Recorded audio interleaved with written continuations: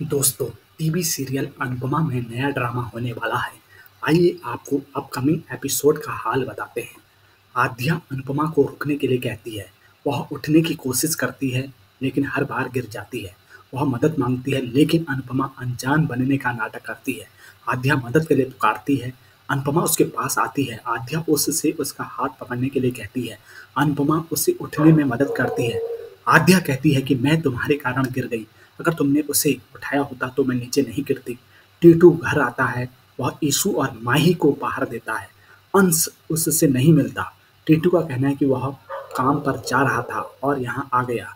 उनका कहना है कि वह भी शादी में योगदान देंगे। बाबूजी उससे खाना खाने के लिए कहते हैं। टीटू कहता है कि पहले वह अंश से मिलेगा और वह रिमोट कार दिखाएगा जो वह उसके लिए लाया था। अंश ने उससे बात करने से इनकार कर दिया और उसे जाने के लिए कहा। वह कमरे की ओर भागता है। टीटू पूछता है कि अंश को क्या हुआ और उससे बात करने की जिद करता है, लेकिन वनराज उसे रोकता है और बताता है कि बच्चे मूडी हैं और जब भी आप आएंगे तो आपको मैजिक अंकल कहकर खुश नहीं होंगे। टीटू डिम्पी की ओर देखता है।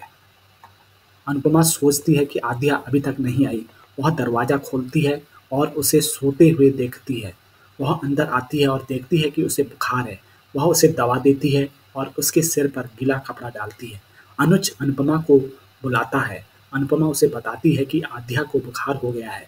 उसने उसे दवा दी है और गीला कपड़ा डाल रही है। अनुज कहता है कि वह वहाँ आएगा। अनुपमा कहती है कि उसकी माँ उसके साथ है। आद्या अनुपमा को गले लगाती है और उसे मम्मी कहती है। अनुपमा भावुक हो जाती है। डॉक्टर ने अनुज से कहा है कि रिपोर्ट उसके ईमेल पर आ जाएगी और उसे हार्ड कॉपी के लिए इंतजार करना होगा। अनुज श्रुति से कहता है कि उन्हें घर जाना चाहिए क्योंकि आद्या को बुखार हो गया है। डिम्पी टीटू से कहती है कि पापा ने अंश को तुम्हारे खिलाफ भड़काया है। टीटू कहता है कि शायद अंश मुझसे नाराज है। डिम्पी का कहना है कि पापा कर कुछ रहे हैं और कुछ और रहे हैं। वह कहती है कि वह अंश के दिल में नफरत भर रहा है। टीटू वादा करता है कि वह अंश और पापा का प्यार जीतेगा।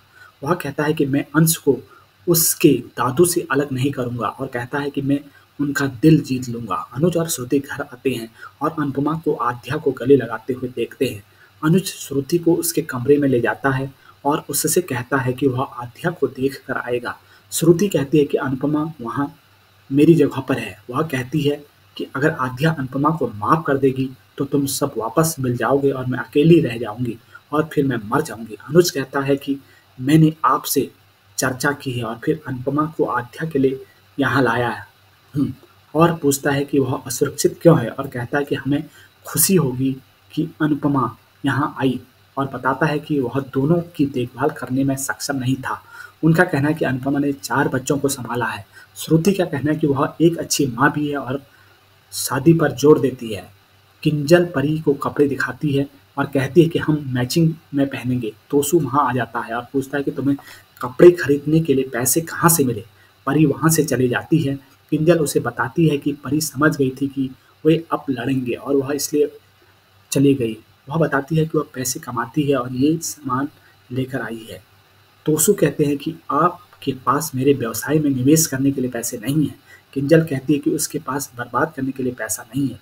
वह कहती है कि वह उससे पैसे नहीं मांगती है और अपनी और परी पर खर्च कर रही है।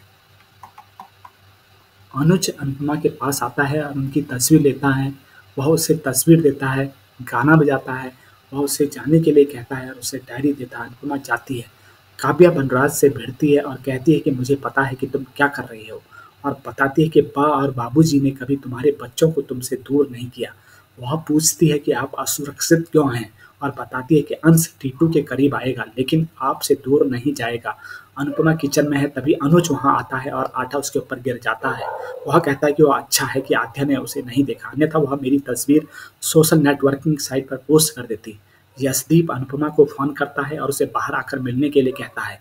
अनुपमा उसे आमंत्रित करती है लेकिन वह अंदर नहीं आना चाहता। अनुज उसे अंदर बुलाने के लिए कहता है। अनुपमा कहती है कि वह नहीं आना चाहता। तो दोस्तों, यह थी आज की अनुपमा की कहानी। तो दोस्तों, आपको आज की कहानी कैसी लगी हमें लाइक और कमेंट कीजिए और हमारे चैनल को लाइक और सब्सक्राइब कीजिए। मिलते हैं एक नई वीडियो के साथ, तब तक के लिए नमस्कार, धन्यवाद।